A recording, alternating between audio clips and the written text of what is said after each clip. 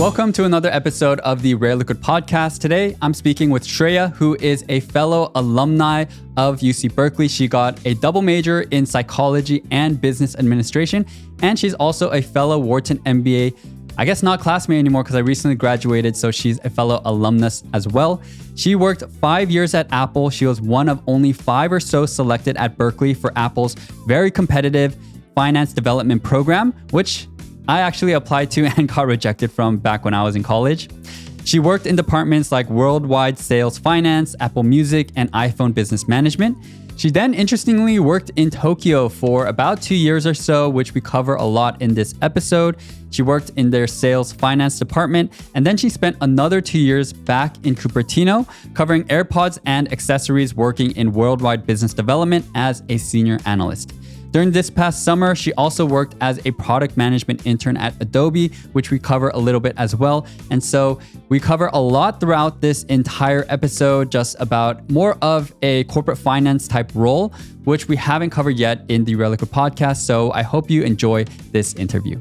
Now, before we get started, if you're tuning into this episode because you're interested in breaking into some kind of corporate finance role, you're definitely going to want to check out the newly announced Financial Planning and Analysis Certificate Program being offered by Wall Street Prep and Wharton. This program is sponsored by a wide range of firms, including Spotify, Verizon, X, aka Twitter, and American Express. And over 8 weeks, you can learn at your own pace through this online course that's taught by Wharton accounting professor Christopher Ittner and Wall Street Prep's FP&A program director Christian Wadig, who will cover topics such as budgeting, forecasting, financial analysis, financial modeling, storytelling, and more. By completing the program, you also unlock access to an alumni-only LinkedIn group and also exclusive networking events. This program runs 3 times a year, and be sure to use my code rareliquid to get $300 off. You also get another $200 off if you sign up early enough to meet the early registration deadline. And I'll leave a link and information about all of this in this episode's description. All right, Shreya, thanks so much for making the time for the discussion today. And can you just start off by giving us an overview of your background? Definitely. So I was born and raised in suburban Massachusetts. Around middle school, my family relocated to the Bay Area in California, and that's where I've basically been ever since. So I went to high school there and then went to college at UC Berkeley, where I studied psychology and business. And while I was at undergrad, I spent some time with the business clubs on campus, but then I also spent some time really involved in the entrepreneurship and engineering scene there.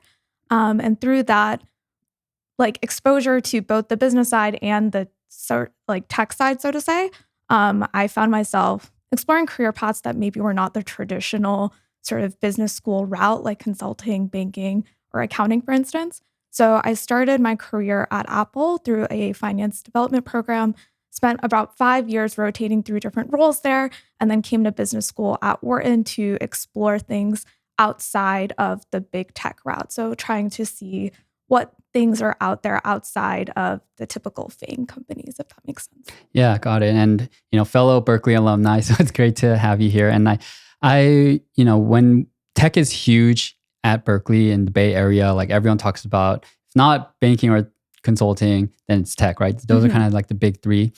And I wanted to get a better understanding of, you mentioned that you were part of business clubs first, and then you focus more on like kind of not like tech kind of clubs. And so I was wondering what made you decide to make that kind of transition? I don't know if it was necessarily something super conscious. I think I was just trying to figure out different ways to get involved. I guess zooming out a bit, in high school, I was actually not very involved with extracurriculars. And I think I viewed college as a way to sort of branch out and explore a lot of different things that I didn't have exposure to before. And so while I was looking at different clubs or opportunities, different friends introduced me to different things that they were involved in. So for example, someone that I interned with during my startup summer between freshman and sophomore year introduced me to an accelerator that he was running that was run by students. And through him, I got involved with that. And then zoom forward a bit, some of the people that I met that were starting startups at Berkeley introduced me to an engineering organization that I then got part of. So it was pretty organic and natural. I don't think I viewed it as a explicit networking activity, so to say, but it was just a way to get involved in different cool things that my really smart friends were doing at the Got time. it, got it. And how was your time at Berkeley? Like I personally remember when I first stepped off the bus, I literally walked out and there was a homeless guy smoking marijuana. And that was my first time smelling marijuana. And he just blew it like towards me. And I was like, oh, okay, that's what it smells like. And then the campus was kind of littered after campaign season with all these flyers. So then I was like, oh, this is interesting. I'm not sure how I'm going to like it. But after, especially my first year, I made a solid group of friends. It was like an amazing 4 years. How was your experience overall at Berkeley? I went into Berkeley with a pretty like good impression of what the campus life was like because my older sister was a fellow Cal alum as well. And she graduated pre-med. So I sort of knew that I didn't want to do pre-med, but had a good sense of what the Berkeley campus was like. To be honest, there were definitely really stressful moments. I think the whole undergraduate business community can be pretty cutthroat at times. And I definitely had moments and semesters that were harder than others. But overall, it was a super fantastic experience. I really love and have a lot of nostalgia for Berkeley. I feel Yeah. like it was truly formative and I learned a lot there. So nothing but good things to say now in Yeah, hindsight. seriously. Every time I go to Berkeley, I feel so much nostalgia as I walk by campus and go to some of my like favorite restaurants like Asian Ghetto or like Yeah, just walking down Telegraph yeah, brings me yeah. back. Crazy. It's also crazy how much the campus has changed Yeah. because there's like a Taco Bell there, like at Durant or something like that. I forget which Yeah. street it is. But anyway, going back to, you decided to, or actually, can you first walk us through maybe like some of your summer internships and how you ended up building your resume until you kind of got that job at Apple? Yeah, so I think Berkeley in general had a pretty robust internship scene at the time, and even now it's probably even more so. But I had sort of known at the top of my radar that I wanted to work every summer if possible. And so I found my first internship really just through like LinkedIn and job boards. And it was working at a digital healthcare startup that was Seed. So it was the two co-founders, me and someone else who was a lot more senior and honestly was a lot more credentialed than I was. And I was doing basically everything from Uh, like marketing to sales outreach to all these random things. And I think that was really transformational in terms of teaching me what it takes to be like such an early stage employee.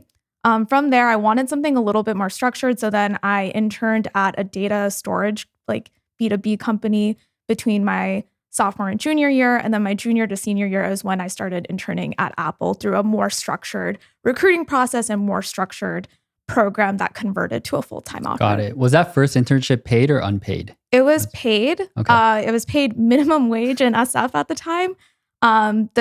Founders were not taking a salary, so they Mm, basically paid us interns whatever they could, and we were just working for the yeah, that experience. makes sense. No, I was just curious because I think a lot of times people do want paid internships, and there's some controversy as to whether or not all interns should get paid. But I just remember my first few internships, like I didn't get paid, and I think it's worth it for the experience. And I highly encourage other people, like if you're watching and you're young, to go for any internship you can and not really worry so much about the money because it's really peanuts. Look, especially when you fast forward into the future. Yeah. I mean, it paid my lunch money, and I was, grateful to have it, but I definitely did it more for the Right, experience right, than the right. money. And when it came to Apple, yeah, I actually remember this program when I was there as well. And they don't choose a lot of people for it. It's like something that a lot of people really kind of go for. If I'm remembering correctly, does Apple come to campus and then there's like a process that they have where I don't know, like if they select like maybe less than 5 people for this kind of program? Like, can you go into the details basically of what the recruiting process was like and also describing what program you were a part of at Apple? Sure. So the program is called the Finance Development Program. Colloquially, I'm just going to call it FDP going forward. And it is a pretty targeted on campus recruiting effort. I think when I joined, they really only recruited on campus at 5 universities, primarily in California. Since then, they've expanded it out to a few more target schools. But essentially, they come to campus, do an info session, and then screen out and pick around 30 interns for a summer class. And then from there, that converts around to like 18 to 20 people full time, which sounds pretty sizable in the context of a tech company, but when you think about like actual like finance companies, like banking or something like that, it is a pretty small intern class.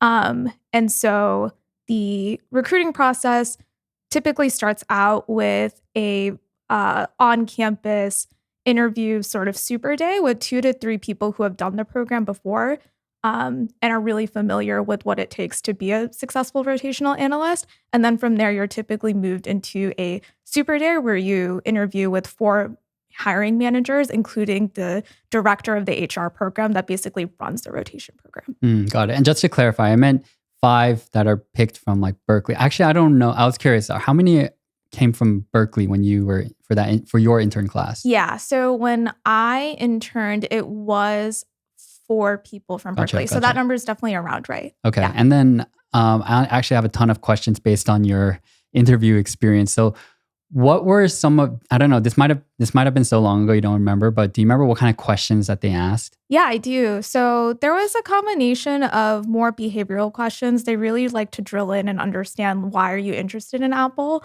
from a deeper understanding than just like, oh, I use an iPhone every day, because a lot of people can say that and they want to understand what about the company really makes you excited. There are a few more problem-solving questions that I would liken more so to a consulting case in terms of trying to assess like problem solving, market sizing, or something like that. So for example, a question might be, we're launching a new retail store in a country we've never had a footprint before. How would you go about estimating the first week of sales for that store? And so you're not really expected to have a right answer, but it's more so about walking through your thought process. There aren't many like technical questions the way that a typical finance or banking internship would have. But they're trying to see and assess curiosity, excitement, and just like general ability to communicate your thought process and be creative about solutions. So how did you prepare for these interviews? That's a good question. I have to think back a bit. I feel like Apple was not the only place that was on my mind. I was looking at a lot of corporate finance and like smaller boutique consulting firms at the time when I was recruiting in my junior year. So I'd sort of been preparing in terms of thinking about these more market sizing, problem solving questions anyways. And then I did a few financial, like actual, like do a DCF, like that sort of thing, but it didn't really come up. So I had been prepping for a while. I see. So you kind of did a bit of mix of some finance prep, some consulting type prep, and that kind of helped you give you like a well-rounded preparation for what the types of questions they asked. Exactly, which I think is probably tough for maybe some of your viewers who, if they do truly want to go all in on banking or all in consulting, then you kind of have to invest everything. But if you sort of know that those traditional career paths might not be the best fit for you, then it's probably more helpful to like dabble a little bit and try to get a more well-rounded view overall. Got it. So how did it feel to get that internship offer? Because I'm sure it was, competitive. It's uncertain. It's a great company, great offer. Like, how'd you feel when you finally got that offer? It was definitely surreal. I still remember getting the call from my talent partner literally the day after I was in Cupertino. So I wasn't expecting an answer that quickly. And it was like, again, like hard to imagine. I had known some people who had done the internship, but they weren't like close enough. They weren't like referrals, and I didn't go through the traditional networking process. So honestly, I wasn't really expecting to do well anyways. And so when I heard the news, I was definitely relieved and elated for sure. Yeah. I feel like everyone who goes through a tough recruiting process, and that's for most people in some kind of business field or a lot of students, getting that offer is like a big moment and big day. And looking back, do you feel like there was anything that really helped separate you, or something that you felt like, oh, I did this well during the interview? I think one thing that I was able to articulate quite well was why I was interested in corporate finance and the rotation aspect specifically.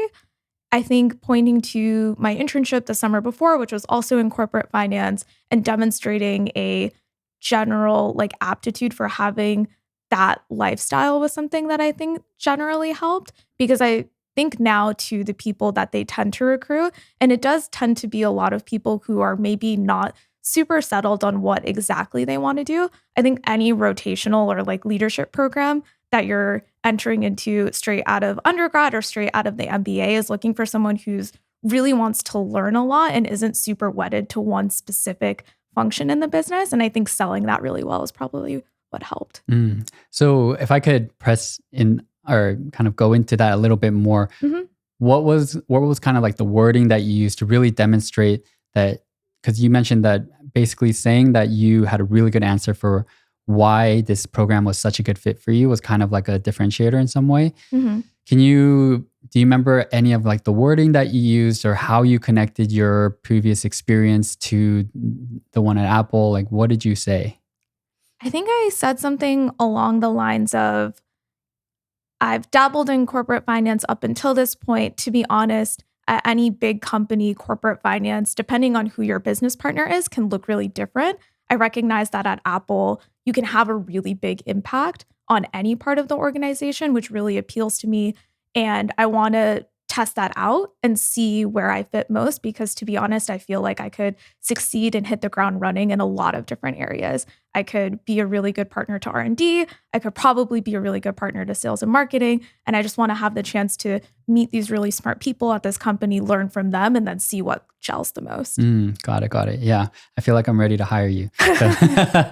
No. Okay. So, and I think people actually don't fully know what the finance rotational program entails. So could you guys actually give us a rundown of how often you're rotating, like which departments you're working in and all that stuff? Yeah, so finance rotational programs out of undergrad are not that uncommon. Apple has one, Microsoft has one, a whole slew of tech companies have them. Typically, they're 6-month rotations.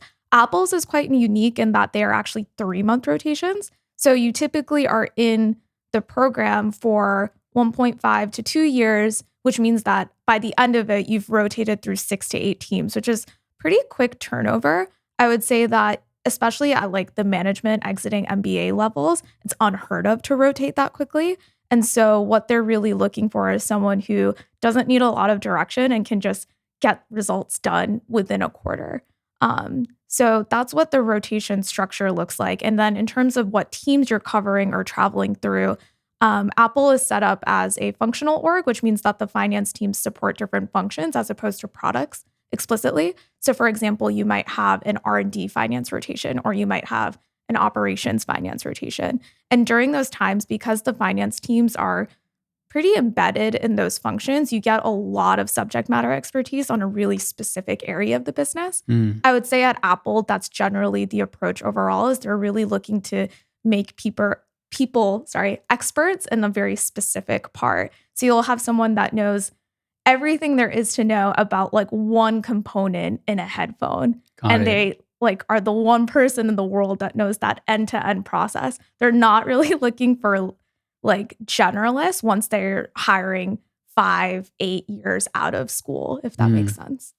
And so is the purpose for you to, well, first of all, it sounds like what you said in your interview of hitting the ground running. It sounds so true for the rotational program, because I remember for my first 3 months into my real first job in banking, and it took me at least 3 to 6 months to feel comfortable. So to go into a different rotation every 3 months sounds like you're going to need a lot of, to be okay being uncomfortable and jumping into like new teams. I mean, I guess that's what you also kind of do in consulting too, but yeah, at least you're, I don't know. At least you're kind of, actually, no. Yeah, it is kind of like consulting, but it gets focused on finance and it's different work. But anyway, I wanted to ask then, is the purpose for you to see, all these different aspects of the company, and then for you to choose one and specialize in there and work there for however many years? Like, is that the goal of the program?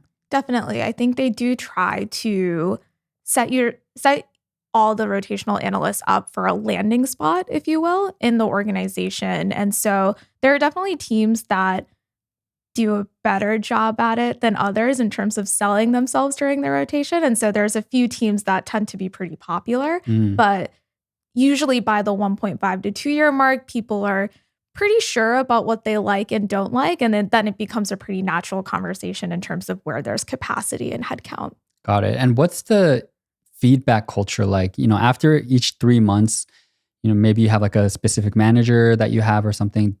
is there a lot of feedback you're given throughout the 3 months that you're at that particular department or function? And does all the accumulated feedback at the end of your rotation program, like the 1.5 to 2 years, is that what kind of helps determine if you get your first choice? Or like, how does, so feedback culture, and then also like how important is it in terms of ultimately going to the function that you end up at? Yeah, so feedback is delivered at the end of each rotation. So your manager for that rotation typically writes you a shorter version of a review. And that kind of happens through outside of the annual sort of performance review cycle that everyone else in the company goes through. And so by the end, you'll have like 6 to 8 of those mini reviews that you're also reviewing in tandem with the HR director I mentioned earlier, who runs the program from a logistics and placement perspective. And so together in tandem, you're sort of reviewing your own performance and also sharing, which teams felt like a better fit or not. And then that also influences where a future rotation might be. So say, for instance, oh, I really liked sales in HQ.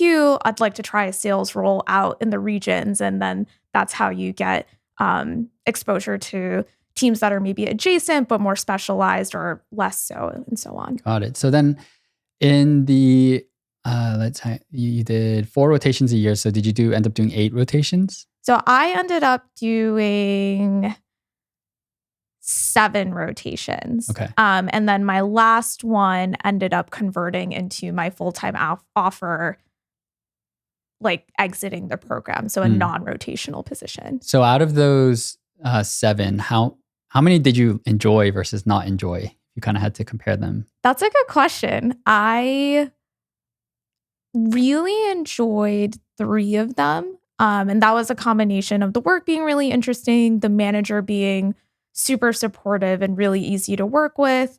I felt more like meh about, I would say, like 3 of them, in the sense of like nothing was glaringly off, but it wasn't as exciting or as fast paced as the ones that I enjoyed more.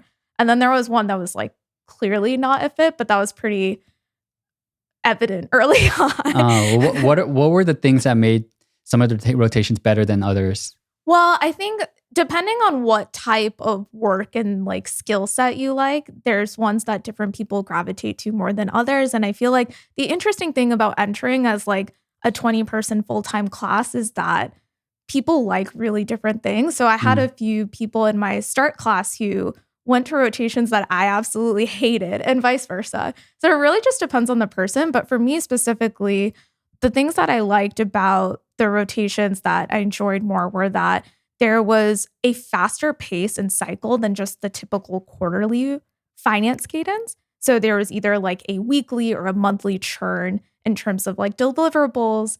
There was a bit of more of a higher executive visibility. So the people I was in conversations with, it was a little bit more elevated. And then they were a bit more cross-functional as well. And what I mean by that is that not just the business partners we were directly supporting, but even other business teams altogether. So for instance, like being in the room with sales and operations and marketing versus being in the room with just one team, if that makes sense. Yeah. So how would those projects, I mean, can you give us an example of one of the projects that you worked on or tasks that you had that were very cross-functional? Like, I think that is in general what does sound more interesting usually to most people. They don't want to kind of be too, like some people are okay with it, but they don't want to be too siloed. So was there any kind of project you worked on where you had different stakeholders from multiple different departments, and maybe they're related to some of Apple's cool products or something, and any kind of project or deliverable that comes to mind? I think during the rotation experience specifically, there were probably like 1 or 2 projects that like come to the top in terms of impact. One was working really closely with the sales team that runs Apple accessories. So everything from like the wired headphones to like cases and whatnot.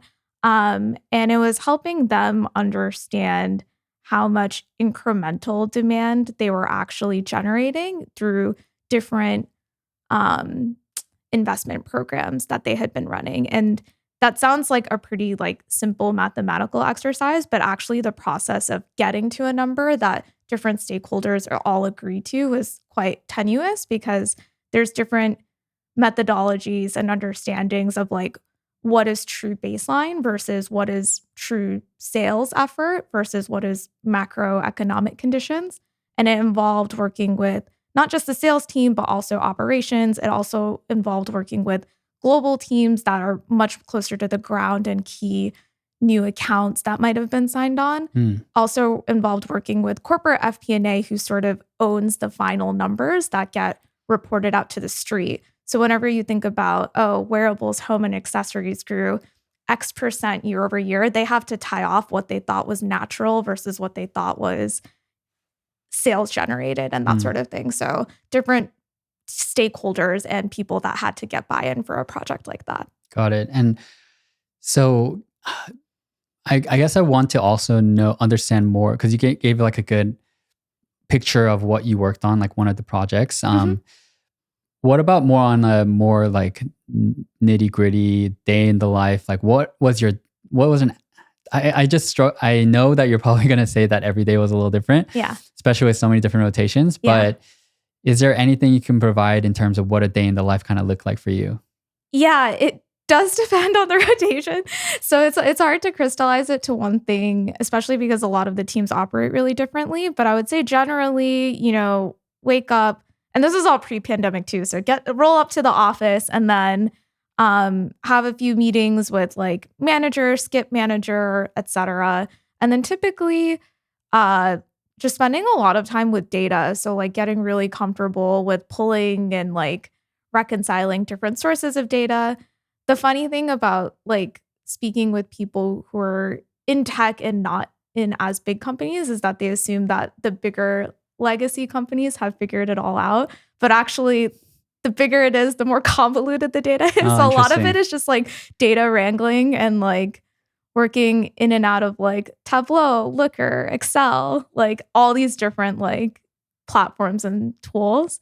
Then like creating like a final deliverable, which at Apple usually is like a keynote presentation. It's pretty rare for us to be like presenting straight out of the Excel document. So typically we'll have like a nice deliverable that we'll then take to stakeholders and then rinse and repeat, like reiterate on that depending on what the feedback is. Yeah, I'm so curious about the part you mentioned where it seems like probably and if I were to think about all companies that really have their, let's say like shit together, Apple would probably be at the top of that list. But you kind of mentioned that sometimes, there's so much data, so much information as one of the largest companies in the world. So can you kind of share a little bit more detail about how messy things can kind of get? Yeah, so I think there is a ton of data at a company as big as Apple. I'll focus on just like the sales finance world because that's where I spent most of my time in rotations. And then once I exited the rotation program overall, but you can imagine like thousands of points of sale with different reseller partners in addition to Apple stores. So you're having each transaction, what they bought, returns, that sort of thing. Then you have like the pricing, and pricing internally is pretty clean because we have our own way of like measuring that. But then if you think about what price was Apple AirPods sold at Amazon on this specific date, did they get free shipping? Like what was the actual price that a consumer was charged? That data is not standardized across every single reseller partner, every single region. Then you don't even have like standardizations on like who's ordered, like, yeah. Sorry. Zooming out a bit, I guess what I'm trying to say is that like generally at companies, like your own data is as clean as it'll get. And as soon as you move externally, it becomes the Wild West in terms of the formats you get. Are people speaking the same language and talking about things in the same way? And then how do you reconcile and create a repeatable and scalable process within that? Yeah, that sounds extremely complicated. I can just imagine, like, as you mentioned, some other companies might have everything in like Shopify or something, or like Amazon, and I don't know, download it in a certain structure where, like, I've operated an e-commerce company through Shopify, and the data they would give us was like there'd sometimes be like 50 different columns and then tons and tons of rows and all for each transaction. I can imagine like trying to standardize that with what Apple or some other company has like internally and trying to like match everything would be extremely challenging. And I also noticed from the banking side, we would oftentimes get management models, and half the battle was just making sure that everything tied together. Exactly. So yeah, I totally get that. And this was true even for like the largest of our clients that were like billions and billions of dollars in market cap. I guess like another example, in case this is more easier for people to understand, is like through COVID, right? Buy online, pick up in store became a huge way to buy goods, including Apple goods. But each reseller partner that Apple works with treats that a different way in terms of how they report it. So then you're trying to think about who's like buying stuff during shelter in place, like how do we reconcile this data all together? There's not a single standard that every single company around the world uses. So then you're left to deal with how do I tick and tie and make sure all of this reconciles. Yeah. Got it. And after your rotations, is that when you went to Japan, or was Japan one of your rotations? So Japan was my final rotation, and it ended up converting into a non-rotating permanent offer. Okay. So I had requested to go to Japan. It was pretty high up on my radar, even before like signing the full-time offer to get back. And I have been really excited. And I think the person who ran the program was aware, and she maybe purposely kept it for the last one just to make sure I stuck around. Oh, interesting. So I went there at the beginning of 2019 and then basically just stayed through the rest of the year. And why was Japan so high up there on your list? So the rotational program pre-COVID had always had the opportunity to do one rotation abroad. And so there were a handful of offices that Apple has internationally that have a bigger finance presence. So London, Japan, and Sydney were the most popular locations to go to. And then there were a few offices that had rotations in the past, but maybe weren't as big. So South Korea, Mexico, like ALAC basically, and Dubai, although that is exceedingly more rare now. So I think of the offices that had been most popular, I was always sort of interested in Japan just because it felt like it was a culture and working experience that was so different from everything that I had been exposed to in California and the Bay Area.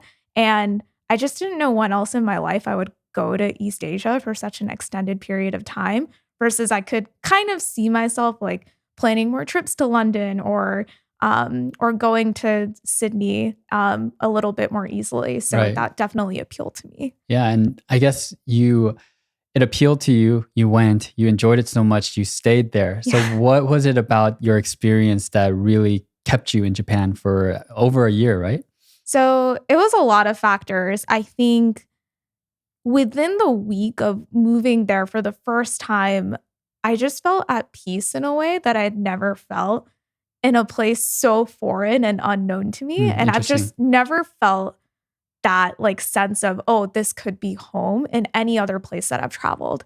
And I think through the business school experience, I've been to lots of other places and I've just never felt that way. So I think in my gut, I sort of knew that it was a special place. And then I was super lucky that my manager and the team that I was working with in Japan were incredibly supportive, brilliant, just phenomenal people to work with. And I think that made it super easy in terms of a like sales pitch to stay for a longer duration. And were they Japanese people who spoke English, or were they transplants kind of like you, or what was the makeup of the people working in Japan in Apple? Yeah, so my manager was a Japanese citizen who actually grew up in LA. So very like international, like American centric background. And I would say zooming out, so the whole office, it was a mix of people who were like Japanese nationals. I would say that was like probably 80% or so. And then a good 20% of people were either people who had transferred from other Apple offices similar to me, so like serial expats, or they were people that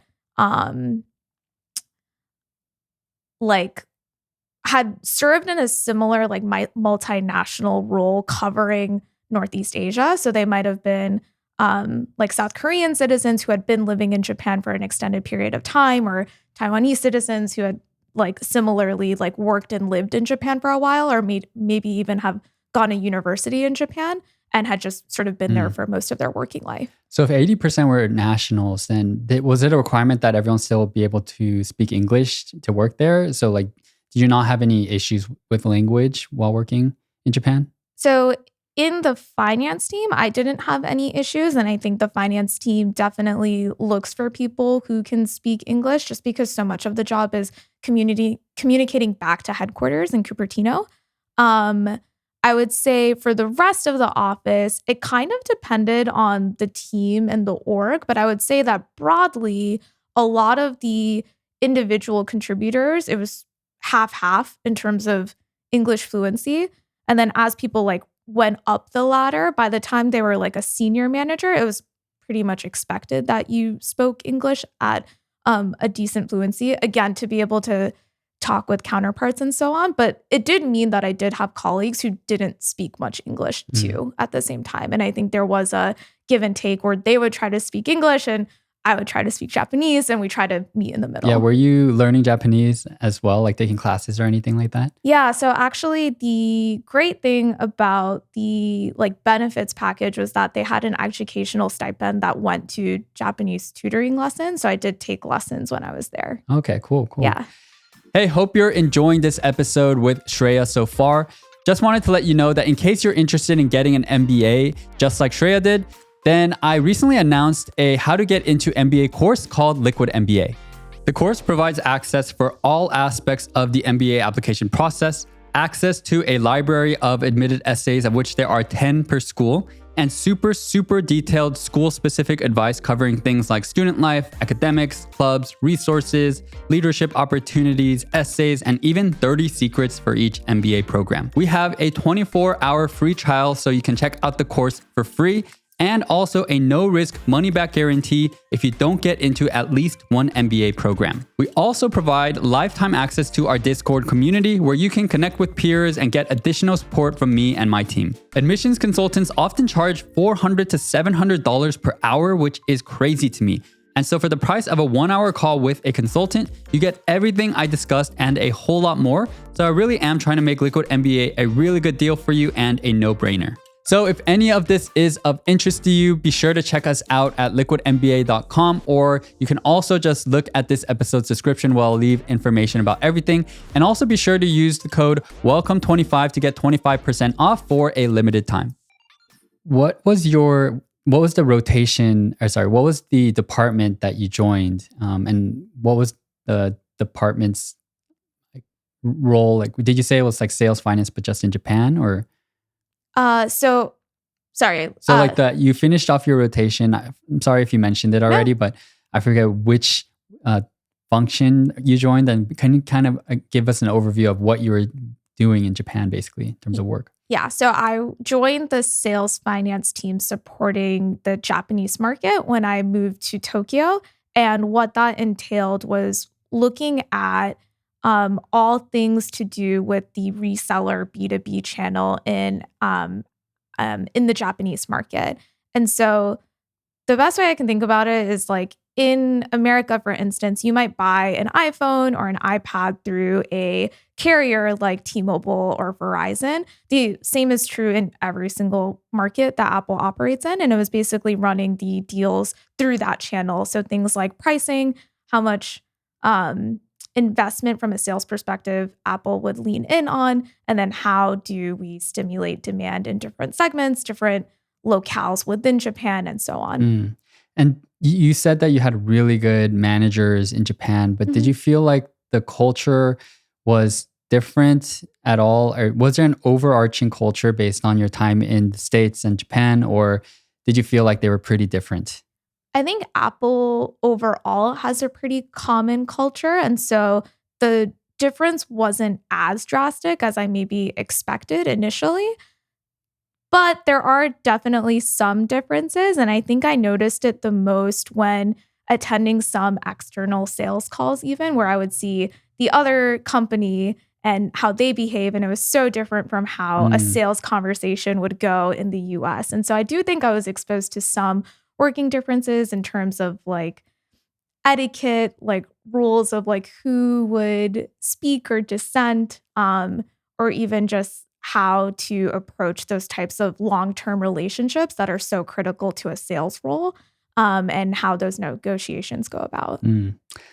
And you mentioned that Japan felt so much like home. It felt peaceful right when you got there. Then what was the kind of catalyst for you to be like, oh, I got to go back to the States, or because you ended up leaving Japan. So what was the reason for that? Yeah, so I stayed in Japan for, in total, a little under 2 years.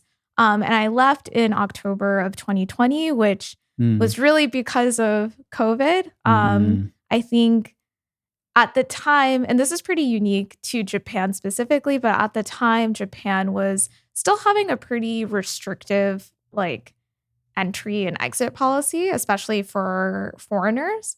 So even though I had like a visa, if I had left to like see my family, I wouldn't have been able to re-enter the country, which was prohibitive at the yeah, time. yeah. And so waiting the pandemic out, not really sure when the vaccine is going to come, I figured there was like there was a time limit definitely on how long I could stay there.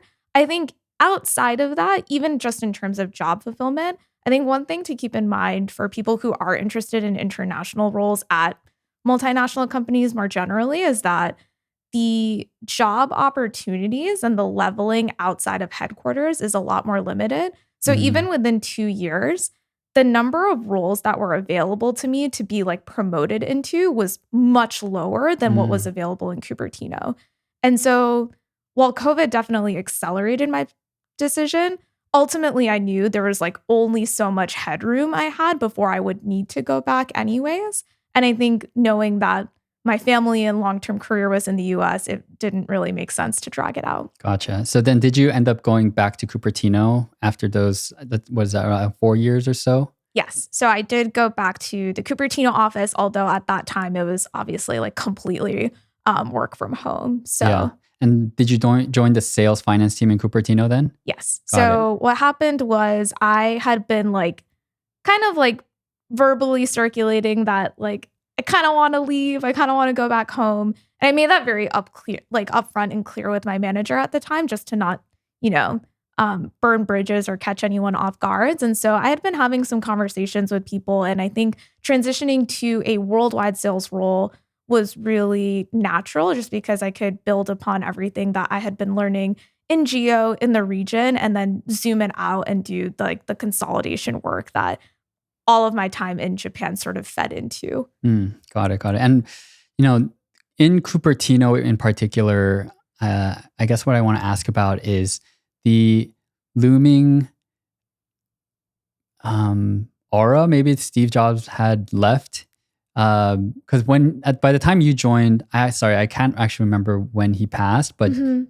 you joined in 2017? I joined full time in 2017. So he had already passed, and Tim Cook had been the CEO for a few years by the time I joined. But definitely there was, and still is, I think, like a level of respect and um deference given to Steve's impact on the company. It like came up in conversations. There were quite a few people I worked with who had been in the jobs era and Mm, like had stories to tell, and like just a lot of how the company runs and how decision making happens, I think is a direct reflection of that. I do think that from an inside perspective, at the same time, you can also see how influential the other leaders in the organization are, mm. from an operations perspective, from a product marketing perspective, and so on. So it's definitely uh, it's a very like hierarchical organization in the sense of a lot of decisions do still get made at the top in terms of like product decisions, general strategy decisions and that sort of Got thing. it.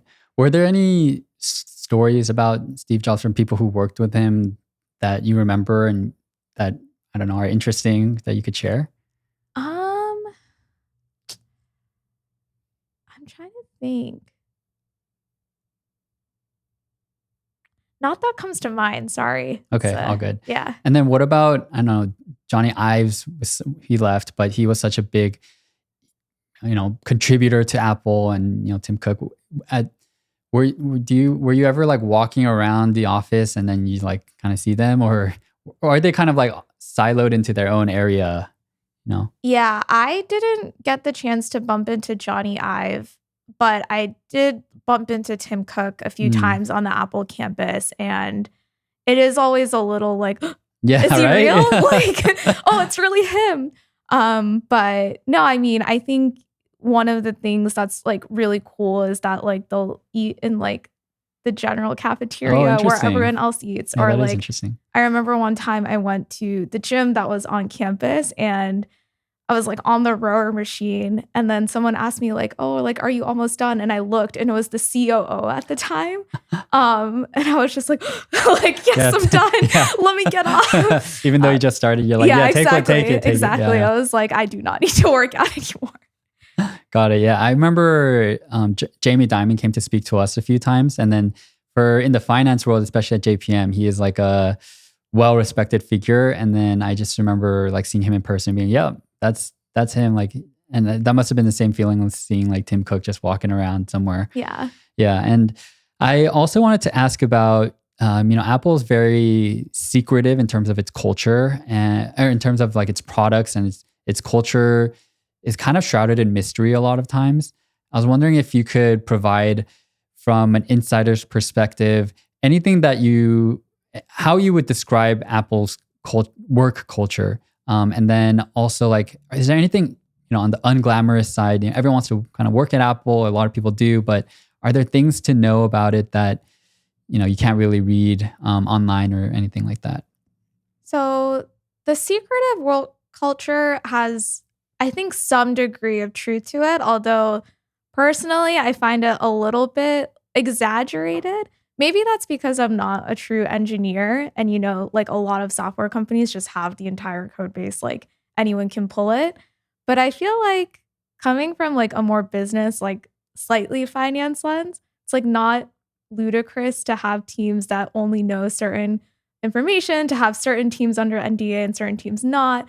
And so I've always kind of found it a little bit overblown, to be quite honest. But I think that the general like mystery behind like how certain teams operate is like true to a degree, in the sense of it's not always clear from like someone's title what their roles and responsibilities actually are. And a lot of like my functional work didn't actually line up to my title, so to say. And so I don't know if that's like purposely trying to keep things mysterious, or if it's just like a legacy of people's roles expanding and becoming so much more granular over time as the company has grown. But that's definitely something I noticed. And then, sorry, what was your second question? The other one was about, man, I actually kind of forgot too. So first one was about Apple's culture overall. And then second was, we're going to need to edit this part out. Yeah, sorry. No, I forgot the second question. Sorry, let me also just continue and say, Apple's culture, I think, generally tends to be pretty fast-paced, I would say, and definitely pretty collaborative, with the idea that any decision that you make has a really big impact on the P&L at the end of the day, and like the success of the company. So there is a lot of consensus that needs to be built amongst different teams. And with that, I think just given the scale of the company, it is a very like detail-oriented culture. There's like a lot of famous stories about people that go to like the ops and procurement side, where like if you're negotiating deals, every cent on the sales price matters, because if you multiply that out, that's like tens of millions of dollars. Or even like slides that I've presented that have like gone up levels of leadership where you have like really senior executives like making like nitpicks and like wanting to like really go into the details of every single thing that you do, which I don't think is untrue at other successful organizations as well. But something that really surprised me was how willing to go into every single detail everyone is. Yeah. That I could definitely see that. I mean, I read Steve Jobs' biography, and when I was working on my fashion brand, I watched a bunch of like his YouTube videos and stuff like that. And obviously, everyone knows he's very, very detail oriented, cares a lot about design. I feel like there's stories of him, like the design team coming up with versions of like the iPod or iPhone, and it's like this thick. And he's like, no, make it like half as thin or something like that. And the other question that I wanted to ask you was about the unglamorous aspects that you found working at Apple. And I guess it could also be kind of related to working in sales finance as well. What were like the tough parts of working at Apple or in your function? I think I touched upon this earlier, but some of the tough parts were just like trying to work with a lot of like manual processes at times. I do think that there were moments of my job where I felt like this should just be automated or this should be a lot easier than it really is in terms of just like the true like analyst work of putting stuff together. And so those parts in terms of like again, like data wrangling, manual scrubbing, reconciling different inputs from different regional teams that each like call something slightly different was a bit more mundane and not as intellectually stimulating as I would have liked. And it's also kind of, just to make a comment here, it's funny because you're kind of working at one of the top tech companies in the world. So I imagine like it could feel from the outside looking in a little ironic that it sounds like a lot of the work you might have had to do was very manual and not very like tech savvy, I guess. Although you probably did use a lot of like the good tools and stuff like that. Yeah, I think the funny thing is that there's always investments and improvements. So like every year my job got easier, but then there was still like even more demands. So like it kind of like matches and like paces itself so that your life's not getting easier. You're just solving like harder problems than you could have in year one, I guess. But I think generally just like, and I again, like having to deal with like, just like the scale of having so many things running at once. So when I was on my worldwide role, which was my most recent role after coming back from Tokyo, there was just so many different like things to even like consider. Like how many deals do we want to approve in every single region? How do you have like the tough conversations of like, this isn't like meaningful or like significant enough to the bottom line at a total level, even though in a smaller market, it might actually be really significant. Dealing with like allocation decisions and things that are harder to do like politically in terms of your place in the organization. They were definitely impactful and I learned a lot, but I wouldn't say they were glamorous, like being the bearer of bad news at times or being bad cop and having to like reject a lot of work that a lot of other sales teams were giving you. So I think that aspect was something that I wasn't necessarily prepared for before. And you ended up staying at Apple for 5 years, and I guess you experienced a lot, starting with the rotational program, so many different functions and teams, and then you went to Japan, then you came back to a new team. What is it so I guess what I'm saying is that I could see why it felt like maybe it wasn't just working at one company the whole time in one location and one function. So I assume maybe the diversity of experience is why you kind of stayed for 5 years. But what else kept you at Apple for that long? Yeah, it felt like 3 jobs, even though it's only one employer. And so I definitely felt like I was getting a lot of different opportunities staying so long. I think something that I've heard recently is that you kind of have to stay at a role for at least a year to really make an impact on the organization. It's kind of ironic knowing that I did only 3-month rotations, but I think that gave me a good understanding of how the company overall operated. And then I was able to like have an impact in Japan and then have an impact in the worldwide role, if that makes sense. I think I think just knowing and like seeing things to the end is sort of what kept me there as well, in terms of like different processes that we were trying to improve, or different like programs, product launches, that sort of thing. Mm. And across the three kind of roles that you had, what were your hours like? I think people are often very curious to know what kind of hours you're working. And also, I think since you worked in Japan, like I also want to know if the hours were, wildly different or if they were fairly consistent. Yeah, so the rotational hours really depended on the team. There were some teams where it was pretty, reasonable, very like 40-hour work week, sometimes even less if it wasn't quarter end. There were some teams that had a pretty intense quarter end process. And so obviously during those times of month, it's kind of analogous to accounting almost, where you're pulling in really long hours for like 2 or 3 weeks in a quarter.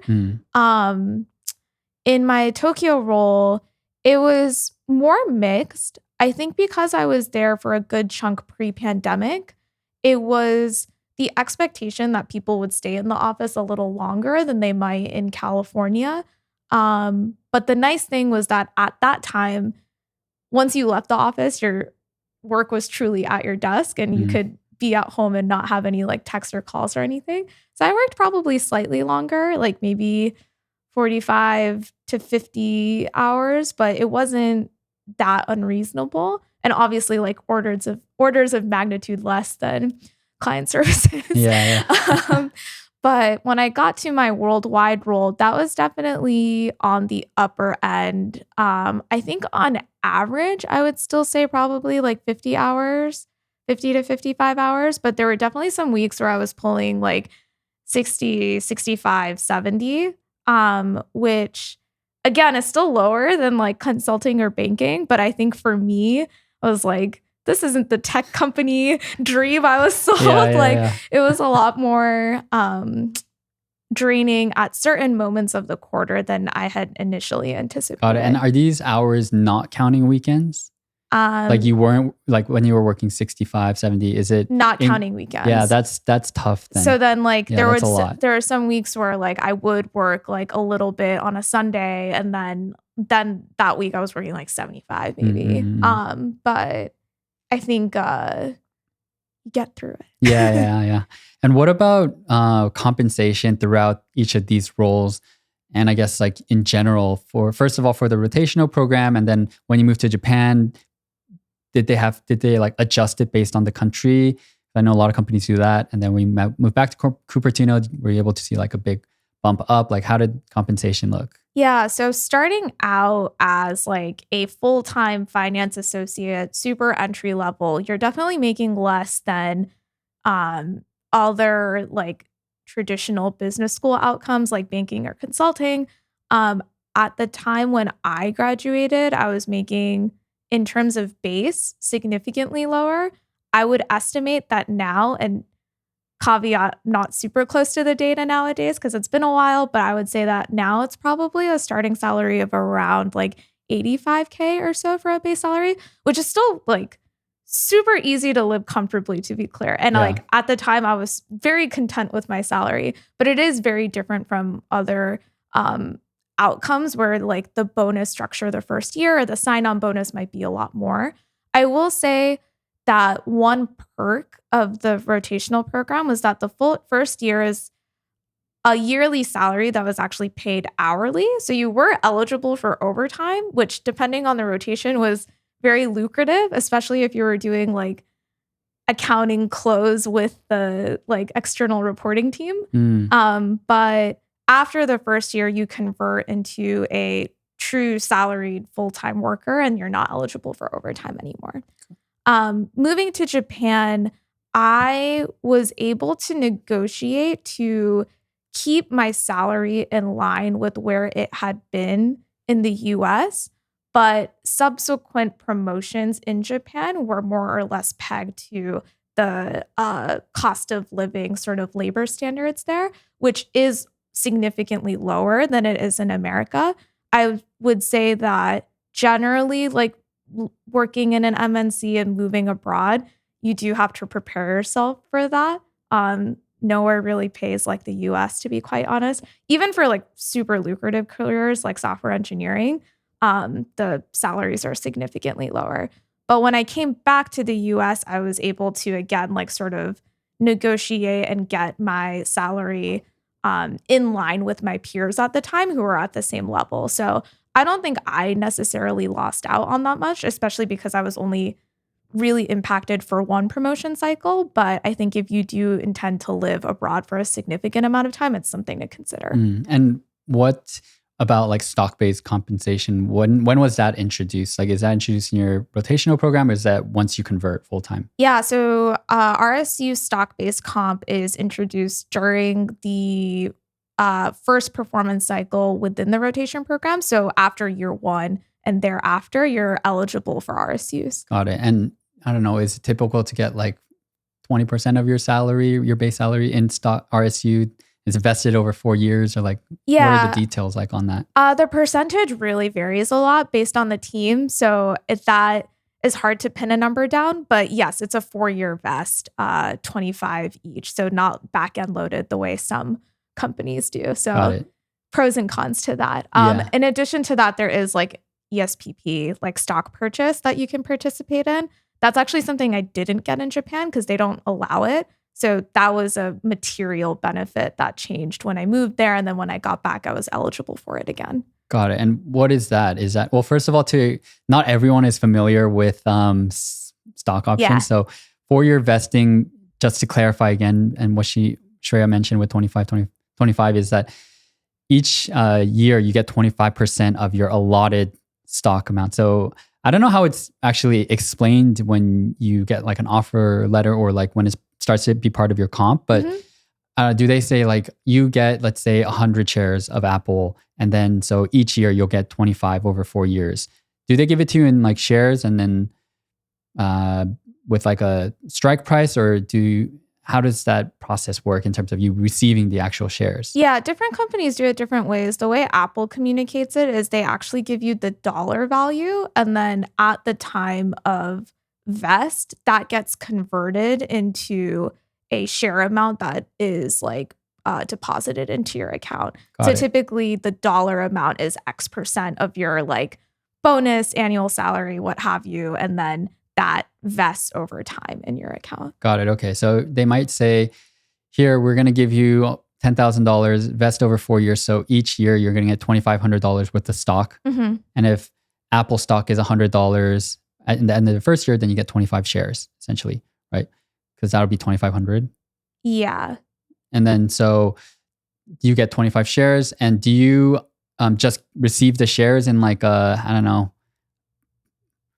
what do you receive the shares in? Like, do you have your own TD Ameritrade? They transfer it there, or like how do you receive the shares? You get your own like employee E-Trade account. Oh, okay. I guess now it's JP Morgan actually, but yeah. Gotcha. You get an account that also serves as where you can do ESPP, which is employee stock purchase, which is a benefit where you can dedicate X amount of your pre-tax salary towards buying stock twice a year at a like essentially like discounted rate, because you're not paying the taxes on it. And then the way the purchase goes is that you buy at a pretty like advantageous price relative to where the market is, if that makes sense. Okay. So that's an addition to RSUs, which are restricted and have to vest. Gotcha. Okay.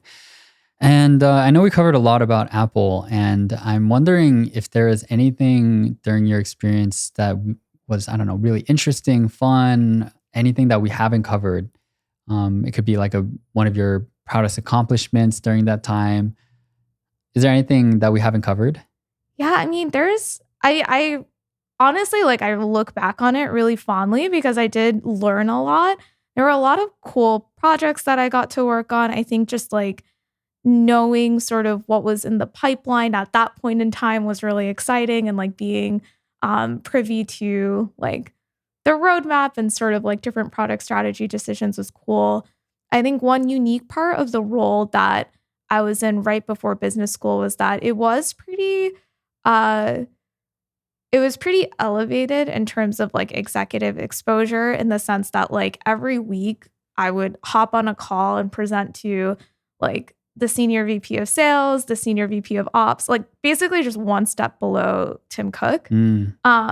And I think having that insight into how they thought about the business was something that was probably pretty hard to replicate at this like point in time otherwise if I had done a different career path. Obviously, like you get that exposure doing like client deal work or doing client services work, but seeing it like day in and day out and being like the right hand analyst doing all of the prep work for those meetings was pretty cool. And I think in addition to that, just some of like the sales conversations that I got to be like on the floor in.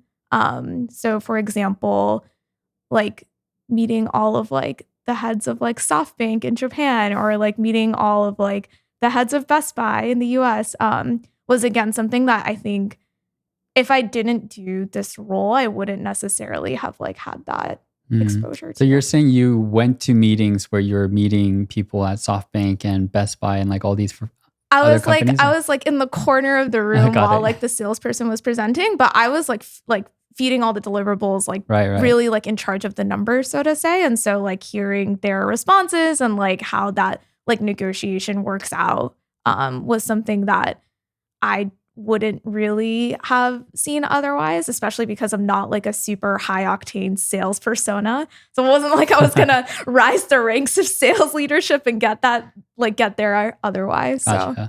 And what do you feel like made for people who you saw at Apple when you were working with them? What made the A players kind of like the A players versus the B players, like who really succeeded? What were the traits that they had when they were kind of rising through the ranks?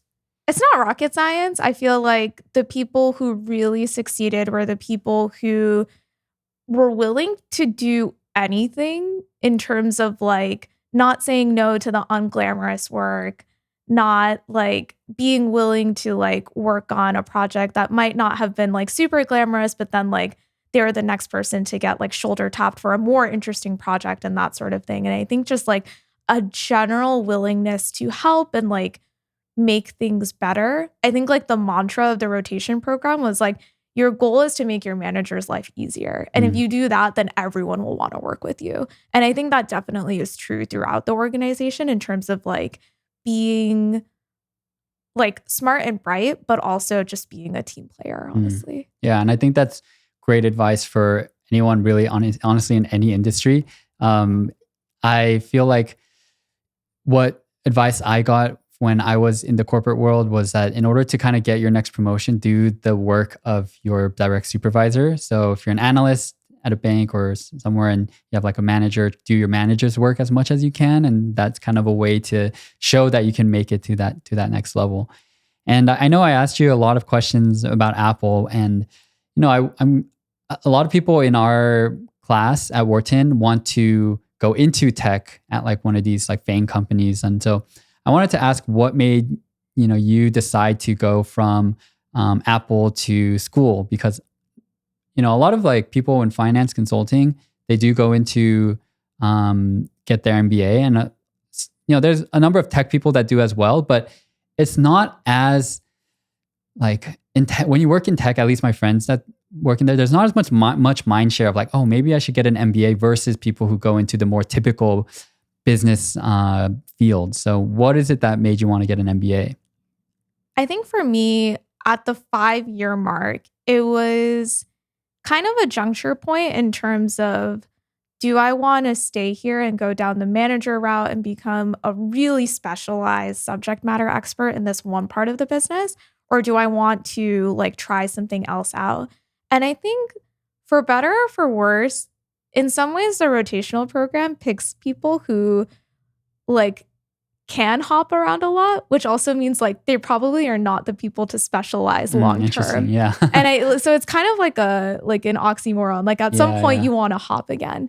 And for me, I think there were like a few rotations that were really fun. And I think zooming out after 5 years, I felt like I could try something else out and see if it clicks and see if it like is like intellectually stimulating and is like helping me grow. And so I wanted to try that out before I became too specialized, if that makes sense. And I felt like for me, business school was a good way to explore that in a really structured way without having to like job hop too much. I feel like I'm probably not going to do a rotational program again. And so doing like a 6-month stint and then hopping immediately is probably not the best look.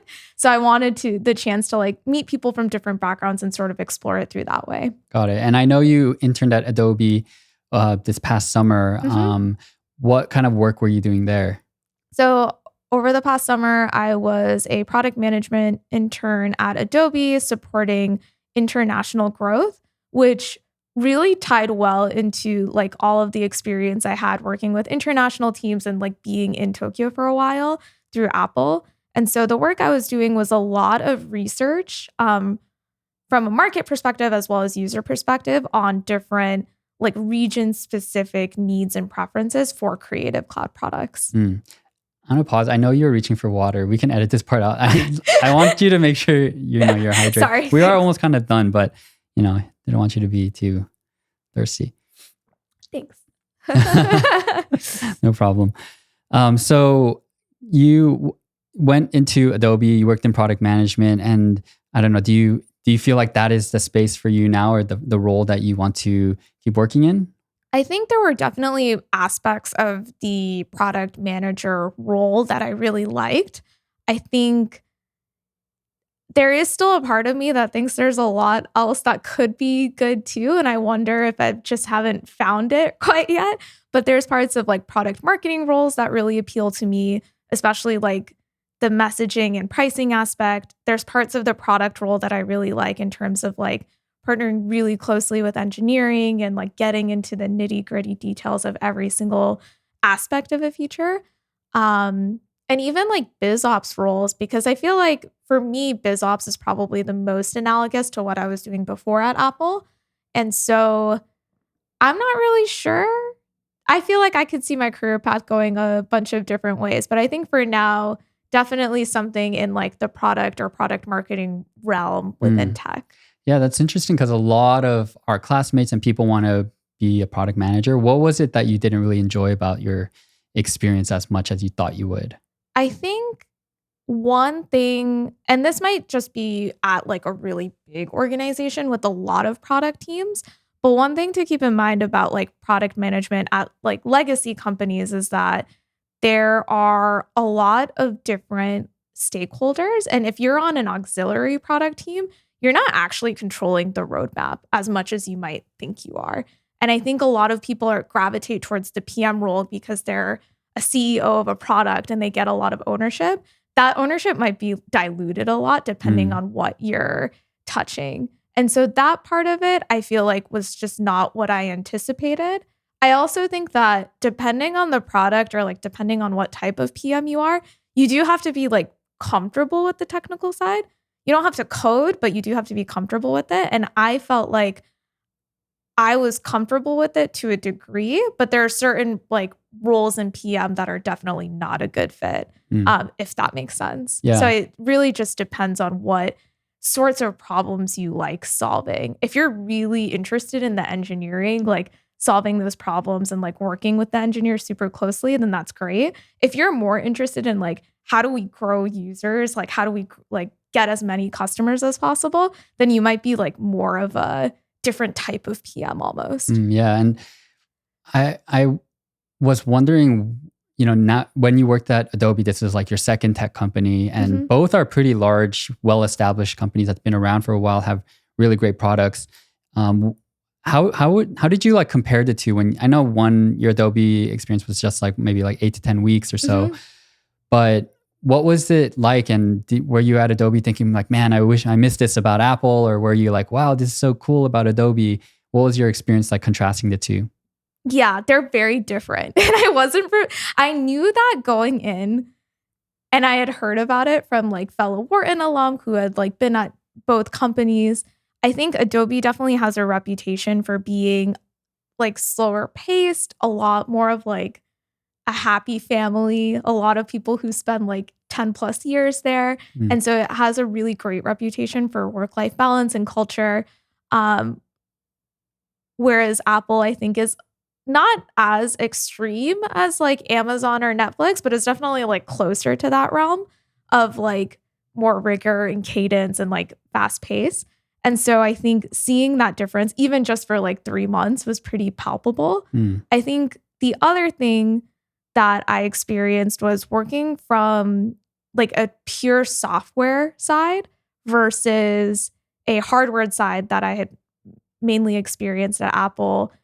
At Apple, like if the product's not perfect, we don't launch it if it's a hardware product. And even when it's perfect, you get like all the like the first month of like charging error reviews and like all the, like the consumer complaints and stuff. But for more or less, like if products aren't good enough at Apple, they get killed. Whereas like on the software side, and this isn't just Adobe, but like the software ethos more broadly, is that you launch a beta and it's not perfect. And there's like core critical features that are missing and customers are complaining about it. And you're like, it's okay. It'll get launched in 8 months. Like just that difference in culture in terms of like what it means to be a complete product was very different for me to like sort of learn and grapple with. So what is the better fit for you? You think hardware or software? It's hard. I go back and forth. I feel like I am more of a I feel like I'm more of a hardware person, if I'm being quite honest, but I also know that there's like different challenges in the software side that I find more appealing in terms of like problems to solve right now, especially with like everything that there is about like data privacy, fraud, security, like that whole space and domain is something I'm really interested in. And that's like purely software. So I think it's more of a matter of negotiating the rigor and like perfectionism in a way that doesn't impede a software business, but like helps make it better. Got it. And I did want to ask one more question about your summer at Adobe, because I think a lot of people are curious about what a day in the life looks like for a PM. So could you kind of go into a day in the life of a product manager? Yeah, it definitely varies a lot, again, depending on the product team you're on. But a day in the life typically is like you start the day off with like a stand-up meeting call with the other engineers and PMs to sort of go through the to-dos, any like core issues or bugs that need to be solved. Are we like on track for the next development sprint or like time window in which features need to be worked on? And then from there, it's like a lot of like unstructured, either like research or user interview time, or just like reading a lot of market reports and trying to like understand what the landscape looks like. And then, you know, synthesizing all of that, looking at like actual product usage trends in terms of like the data, like when are people signing up, converting, dropping off, that sort of thing. And then, you know, taking all of that and hypothesizing, okay, how do we make it better? What's resonating versus not? And then you might write a PRD, which is like a product requirements document, or you might just take all of that back and say like, okay, what's the next thing that sort of needs to be done to like get the product to a better spot? So it's a very like dynamic set of work because you're talking to a lot of people, but you're also very like data focused at the same time. And you could be thinking about like economic macro indicators in one meeting, and then you might be like zooming into like the code of like, why doesn't this feature work specifically? So you kind of have to have that ability to zoom in and out quite a bit. Yeah, I mean, I think back to what you said about kind of being like a hopper as a rotational program as an analyst. Is that so as an analyst, and then in the PM role, you're kind of like hopping every day almost with like different stakeholders you're talking to. You have so many different parts of the job that you have to, or people you're working with, I guess is all under the umbrella of one product. But I wonder, like, did you enjoy that aspect of being a PM, of having so much diversity of, I don't know, people we work with and all of that? Or did you find it, I don't know, something you did not really like? I actually really enjoyed the like hopper dynamic aspect of it. I think having like a different problem every day is really exciting. It can be a little like daunting at times because you're never going to become an expert. But I think like having that like sense of like there's so much to learn and the learning never stops is really appealing. I think it's just a matter of like negotiating or like finding that balance within yourself of like how deep do you want to go in certain areas at any given point in time. Got it. Okay, well, we covered a lot about Apple and now a bit about Adobe. And I wanted to actually just end with a few more random fun questions that we have here. And so one is, if you were to be in like an alternate universe and you hadn't worked in tech, like where do you think your career would have gone? So the boring answer is I probably would have gotten like small stage startup immediately out of college. The more like dream big answer is my dream as a kid was to be a traveling food writer. And I feel like that's still the dream in some ways. I love writing. I love food. I don't have the most refined palate, so it's probably good I didn't pursue that. But in my mind, having like a food blog and Instagram was really appealing. I mean, do you have like a food Instagram that you do for fun or no? No, Okay. I just take photos and then I keep like a very meticulous list of recommendations in cities I've been. And then what is the most significant thing that you've changed your mind on over the past decade? I think the most significant thing I've changed my mind on is that, sorry, let me start that again. Yeah. I think the most significant thing I've changed my mind on is like the fact that it's okay to be unambitious at different points in your life. I think so many people who are probably coming to your channel and like so many people who come to business school are in like a go-getter, like nonstop 100% operating mentality for a really long time. And I think that's really good to have if that's what you want. And it's at the same time okay to say like, I want to like take my foot off the pedal and like slow it down a bit. I feel like I'm thinking about that more and more as I think about starting a family and like still wanting a successful and fulfilling career, but also knowing myself and knowing that I don't want to kill myself over my job. I feel like in some ways it's like been more normalized since the pandemic and people like being more comfortable with that. But I think I would not have said that graduating from college. And I think that it's been a realization for me in terms of it's okay to say like, I care about other things in my life. Yeah, I know. I totally resonate with that. I think in undergrad, I was like, yes, I will work however many number hours. And I was like, I'm going to hustle, hustle, hustle. And then as I, think about the huge pivot point in my life was when I quit banking and I backpacked and traveled for about 6 to 8 months and how freeing that was. And that was such a positive influence in my life, even though like I took a step back, quote unquote, like by not working for six months. So I think that is something that I've definitely thought a lot about as well over the past, during my 20s. Maybe it's just something that we all kind of go through, or some people are still in the grinding mode and will realize it when they're 30 or something like that. But the other question I had for you was, what is a contrarian, like high conviction opinion that you hold? So this isn't related to work at all or like career path, but I'm pretty anti plants in the house. Like every single time I open up Reddit to like design my room or like whatever, they're always like add plants. And I don't understand why. I guess like we have a plant back there, but I mean, I don't begrudge other people who have it, but I personally do not have plants in my house. I feel like plants belong outside. Okay. And that's fair. I don't know. I feel like I would rather have like more paintings or like other ornaments in my house. So yeah, I don't know. I can't get behind plants in the house. Okay. I mean, everyone has their preferences and I think that's totally fair. I also realized like this is my first time really having plants, I guess, in my space that I take care of. And it's not like a ton of work, but like I do have to like think about it. And it's not a lot of work. So I don't want to say that like it's tough or anything, but it also just, it takes a bit more mind share than I thought. Yeah. Versus when I didn't have plants. Absolutely. Like whenever you like travel, you have to think about, are my plants going to die while I'm gone? And I mean, I want like kids and a dog someday. So I'm signing myself up for a lot of responsibility. Like why add plants on top? That's enough. Yeah. Don't need plants. Okay. And then last question I have for you is if you could go back to your younger self, maybe if you're 15, 18 years old, what would you tell that former self? And this could be something, doesn't have to be professionally related, something like personal.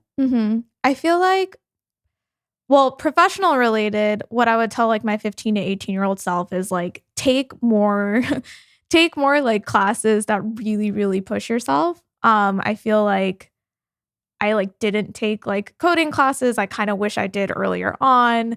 I wish I took like more random Berkeley classes, like the mushroom foraging class and like all of the random ones that you don't get a chance to do otherwise. But I think personally, like going back to my earlier point on like, it's okay to be unambitious. I feel like I would have told myself like, if you feel like you need to take a career break, it's fine.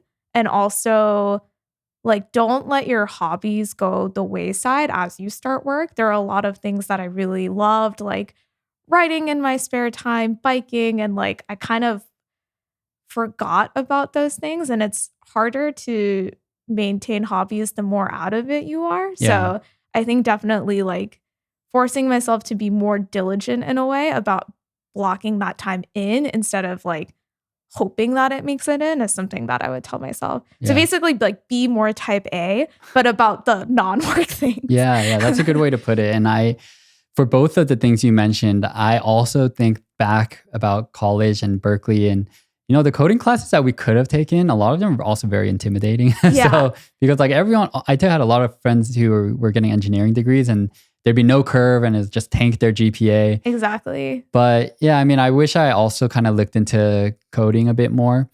And then I'll totally agree on the hobby one as well, because when I was I guess also in banking, you don't have as much time anyway, but I realized that I really did neglect a lot of my hobbies because I just started playing tennis again over the past few months. And it's been like so great just having something to look forward to. That's just like a hobby. And I hope to carry that on over the next like, you know, few decades. So yeah. And I like the way you worded it. Be type A about your non-work things. But, you know, I think we covered a lot and I wanted to just say thanks again for sharing your insights. You know, there's not a lot of information out there about companies like Apple or Adobe. So just wanted to say thanks for all your advice, insights, and your time. Of course. Thanks for having me.